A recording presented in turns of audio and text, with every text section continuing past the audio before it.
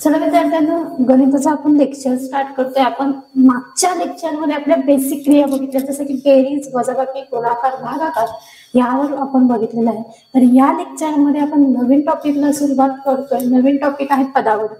पहिल्यांदाच आपल्यासाठी आलेला आहे, काय आहे पदावली. आता पदावली म्हणजे घाबरण्यासारखं असं वेगळं असं काहीच नाही, एकदम सोपा इझिली असा टॉपिक आहे, फक्त समजून घ्यायचं. आता पदावलीचे जेव्हा आपण क्रिया करतो तर पहिल्यांदा तुम्हाला एक कंस दिला जातो. कधी कंस असतो, कधी कंस नसतो, ओके, प्रश्नावर डिपेंड आहे. त्याच्यानंतर तुम्हाला पहिली क्रिया जर करावी लागत असेल तर ती आहे भागाकार. 2 नंबरला तुम्हाला गुणाकार, 3 नंबरला बेरीज आणि 4 नंबरला तुम्हाला वजाबाकी. बघा, पदावलीची क्रिया करताना प्रथम आहे भागाकार, 2 नंबरला आहे गुणाकार, 3 नंबरला आहे बेरीज आणि 4 नंबरला आहे वजाबाकी. ह्या क्रिया तुम्हाला करून घ्याव्या लागतात. पदावली हा टॉपिक शिकताना पहिल्यांदा तुम्हाला पदावलीचे महत्वाचा पॉइंट सांगते की पदावली म्हणजे सर्व क्रिया केल्या जातात.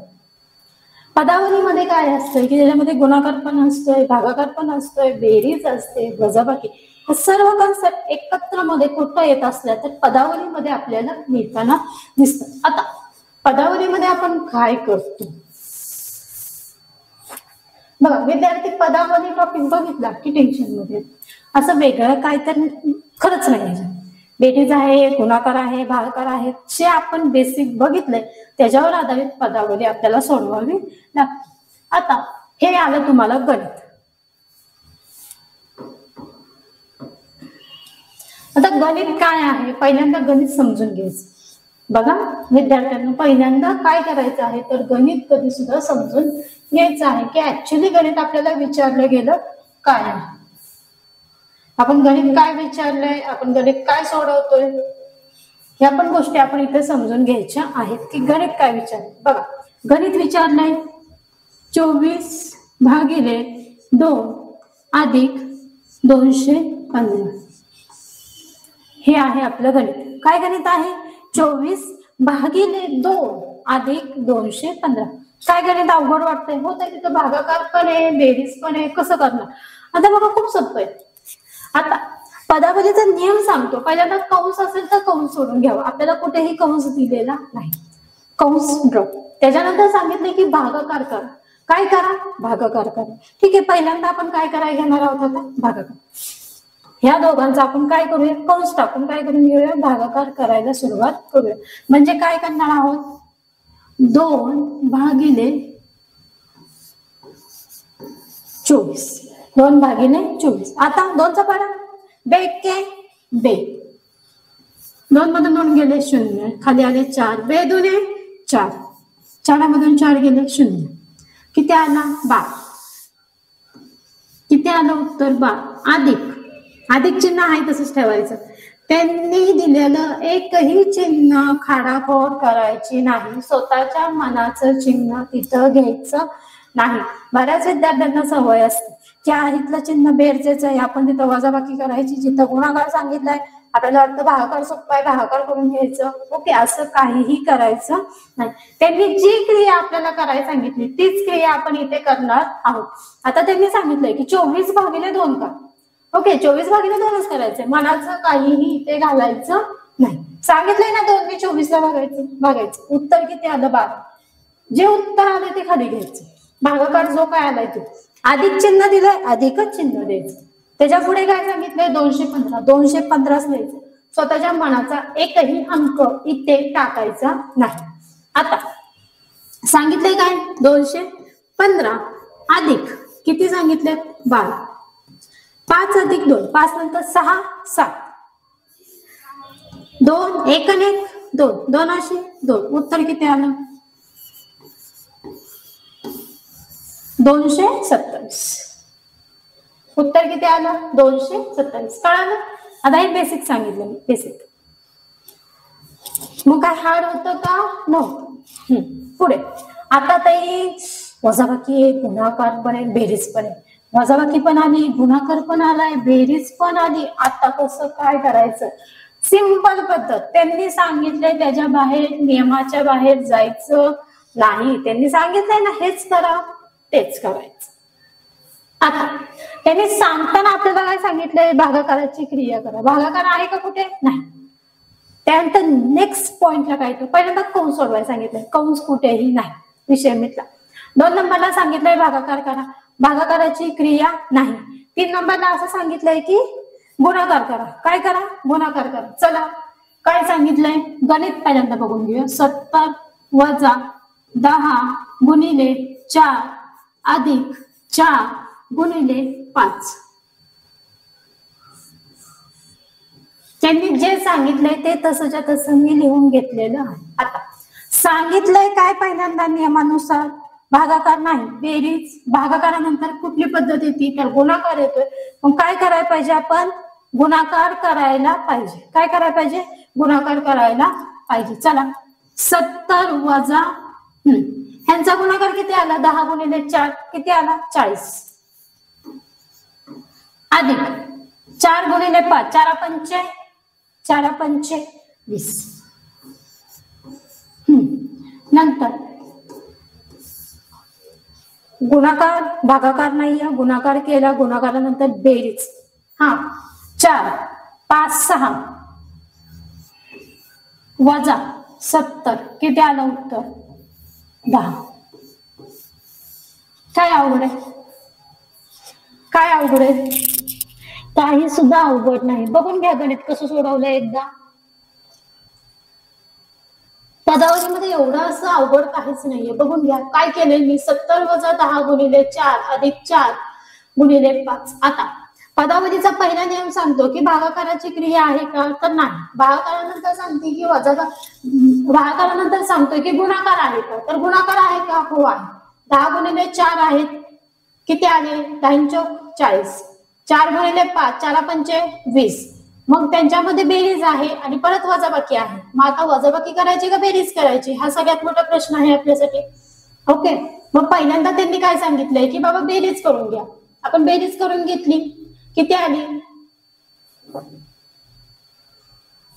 किती आली? 40 नंतर 50 60 बरोबर 60 आली. 70 मायनस 60 केलं, आपलं उत्तर किती आलं? बरोबर 10 हे उत्तर आलेलं आहे. आता बघा हेच क्रिया मी कंसात टाकते.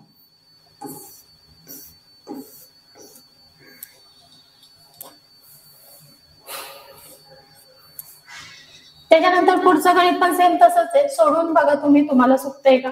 पदावलीचे गणित खूप सोपी आहे, तुम्ही व्यवस्थितरित्या फक्त काय करा ते सोडवायला सुरुवात करा. त्याच्यानंतर पुढचा टॉपिक काय येतोय आपला, तर कसोट्या. काय येत आहे? कसोट्या. आता गणित सोडवताना आपल्याला कसोट्या सगळ्यात जास्त महत्वाच्या असतात. काय महत्वाच्या असतात? कसोट्या महत्वाच्या असतात. आता सांगताना इथं कसोटी कितीची सांगितली? 2ची कसोटी. 2ची कसोटी काय सांगते? ज्या संख्येच्या एकक स्थानी काय आहे? ज्या संख्येच्या एकक स्थानी 0 2 4 6 8 हे अंक असतात त्या संख्येला 2 ने निशेष भाग जातो. म्हणजे बघा कुठलीही संख्या असो, एकक स्थान फक्त बघितलं जातं. एकक स्थानी 4 आहे, 2 ने पूर्ण भाग जाणार. एकक स्थानी 0 आहे, 2 ने पूर्ण भाग जाणार. एकक स्थानी 6 आहे, 2 ने भाग जाणार. एकक स्थानी 0 आहे, 2 ने भाग जाणार. एकक स्थानी 4 आहे, 2 ने भाग जाणार. एकक स्थानी 2 हा अंक आहे, 2 ने निशेष भाग जाणार, म्हणजेच पूर्ण भाग जाणार. निशेषचा अर्थ समजून घ्या. निशेष भाग जाणे म्हणजे पूर्ण भाग जाणे. निशेष भाग जाणे म्हणजे कसा भाग जाणे, तर पूर्ण भाग जाणे. आता 2ची कसोटी सांगताना काय सांगते की ज्या संख्येच्या एकक स्थानी काय सांगते, ज्या संख्येच्या एकक स्थानी 0 2 4 6 8 यापैकी एखादा अंक असल्यास त्या संख्येला 2 ने निशेष भाग जातो. निशेष भाग जातो म्हणजे काय? पूर्ण भाग जातो. म्हणजे जर मी ह्या संख्येला जर 2 ने भागलो तर माझं उत्तर हे नेहमी 0 येणार आहे. म्हणजे माझे बाकी किती राहणार आहेत? 0. एक एक्झाम्पल घेऊन बघूया, सोडून दाखवते. बेक के बेक 0 वरून किती आले? 3. बेक के बेक किती राहिलं? 3 मधून 2 गेले, 1 राहिलं. वरून किती आले? 4. वरून किती आले?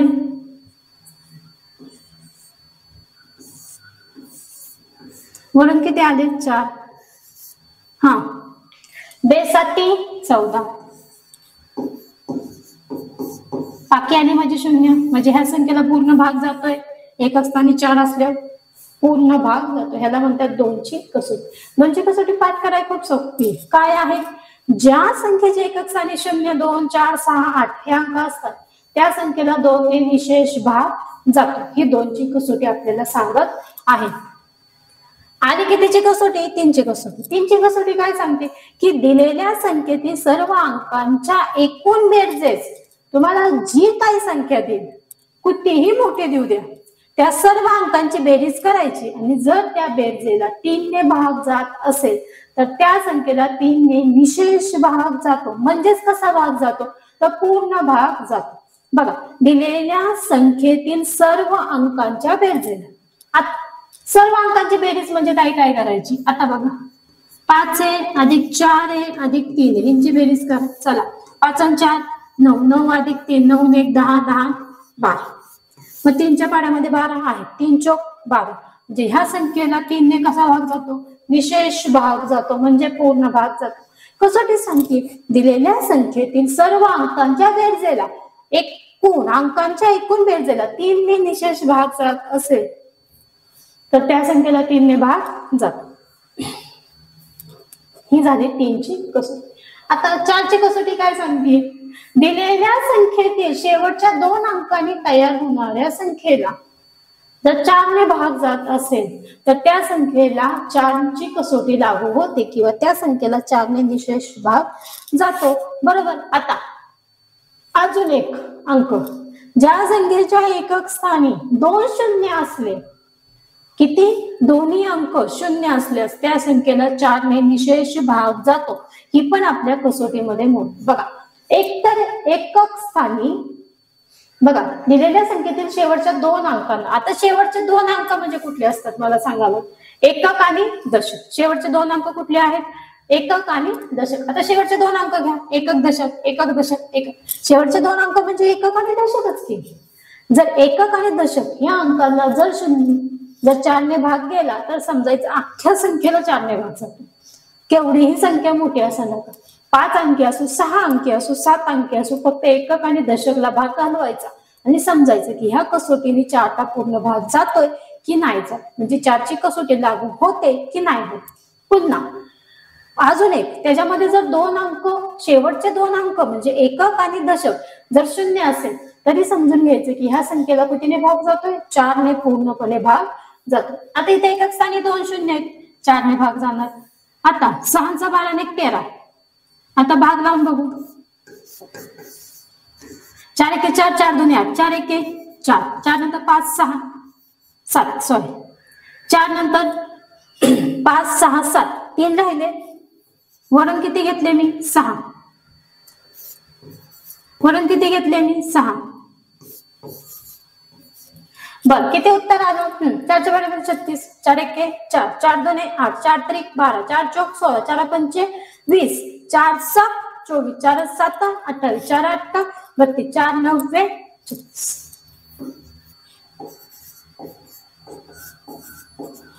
गेला भाग, म्हणजे ह्या संख्येला 4 ने पूर्ण भाग जातो. फक्त काय करायचंय? एकक आणि दशक स्थानचा अंक लक्षात ठेवायचा आणि त्या संख्येला भाग लावायचा. ही सांगते 4ची कसोटी. 2ची कसोटी काय सांगते? दिलेल्या अंकाच्या एकक स्थानी 0 2 4 6 8 5च अंक पाहिजेत. 0 2 4 6 8 हे अंक असले की काय समजून घ्यायचं की त्या संख्येला 2 ने पूर्ण भाग जातो. 3ची कसोटी अशी सांगते की सर्व अंकांच्या बेरीज केल्यास त्या बेरजेला जर 3 ने भाग जात असेल तर त्या संख्येला 3ची कसोटी 3 ने निशेष भाग जातो किंवा 3ची कसोटी लागू होते, असे 3ची कसोटी सांगते. आता घेतली आपण 4ची कसोटी. 4ची कसोटी काय सांगते की शेवटचे 2 अंक म्हणजे एकक आणि दशक, एकक आणि दशक या 2 अंकांना जर 4 ने निशेष भाग जात असेल तर त्या संख्येला 4 ने भाग जातो, 4ची कसोटी लागू होते. किंवा जर शेवटचे 2 अंक जर 0 असतील तरी त्या संख्येला काय होते? 4ची कसोटी लागू होते. ही झाली कसोटी. ही आली 5ची कसोटी. 5ची कसोटी सांगते काय की दिलेल्या संख्येतील एकक स्थानी, कुठलं स्थान सांगते बघा मी, एकक स्थान सांगते की दशक स्थान सांगते की सर्व अंकांची बेरीज सांगते? बघा, कन्सेप्ट वाईज प्रत्येक गोष्ट एक्सप्लेन करते मी. काय सांगते? दिलेल्या एकक स्थानी, दिलेल्या संख्येच्या एकक स्थानी 0 किंवा 5, 0 किंवा 5 हे जर अंक असतील तर समजायचं त्या संख्येला कितीने भाग जातो? 5 ने भाग जातो. जर 0 असला 5 ने भाग लावायचा, 5 दिसला तरी 5 ने पूर्णपणे भाग जातो, 0 असला तरी 5 ने भाग जातो. म्हणजे ह्या कसोटीला 5 ची कसोटी लागू होते. जर माझ्याकडे गणित असते एकक स्थानी 5 आहे, डोळे झाकून म्हणणार ह्या संख्येला 5 ची कसोटी लागू होते. संख्या केवढीही मोठी का असाना, फक्त मला एकक स्थानचा अंक बघायचा. एकक स्थानी 5 आहे, 5 ची कसोटी लागू. एकक स्थानी 2 शून्य आहे, 4 ची कसोटी लागू. एकक स्थानी 2 हा अंक आहे, 2 ची कसोटी लागू. 3 ची कसोटी काय सांगते? सर्व अंकांची काय कर तू? बेरीज कर, म्हणजे 3 ची कसोटी लागू.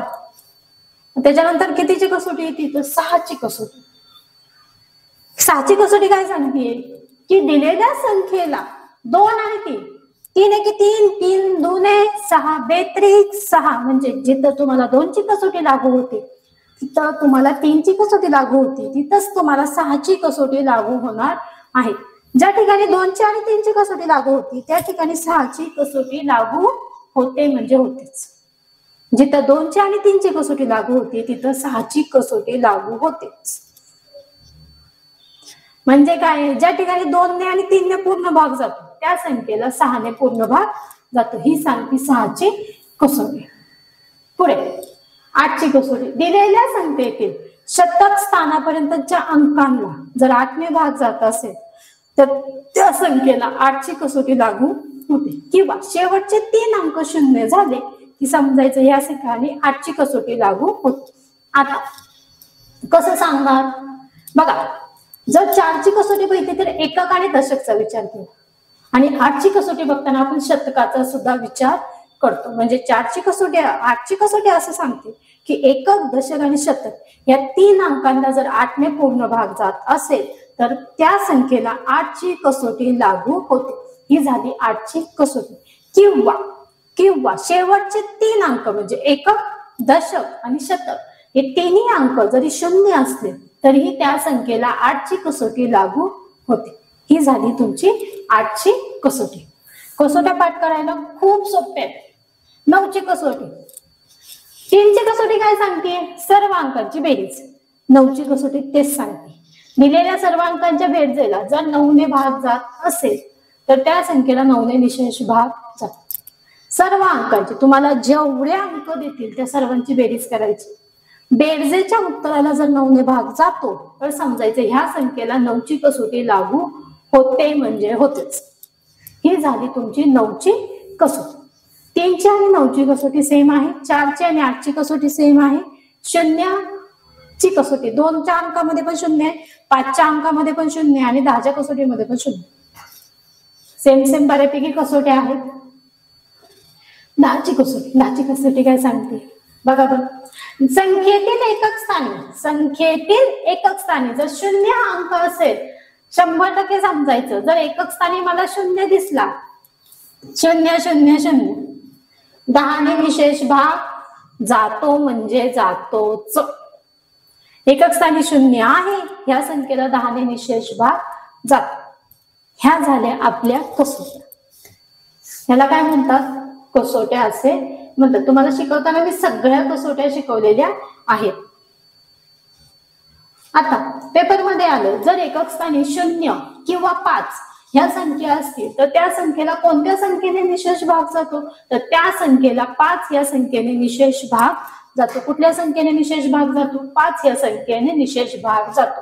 तुम्हाला पुढे जर असं विचारलं कोणी, अजून एक प्रश्न जर विचारला की सर्व अंकांच्या बेरजेला दिलेल्या सर्व अंकांची बेरीज केल्यास त्या संख्येला जर उत्तर 12 आले तर ह्या संख्येला कुठल्या संख्येने भाग जाईल? आता समजा सांगताना काय सांगितले? दिलेल्या सर्व अंकांची बेरीज किती आली? 12. बरोबर आहे. म्हणजे 12 आली दिलेल्या सर्व अंकांची बेरीज. मग तिथं उत्तर कितीची कसोटी लागू होणार? तर 3 ची कसोटी लागू होणार. 3 चौक 12. बेरीज केली दिलेल्या सर्व अंकांच्या बेरजेला, बरोबर 3 ची कसोटी लागू होतीये.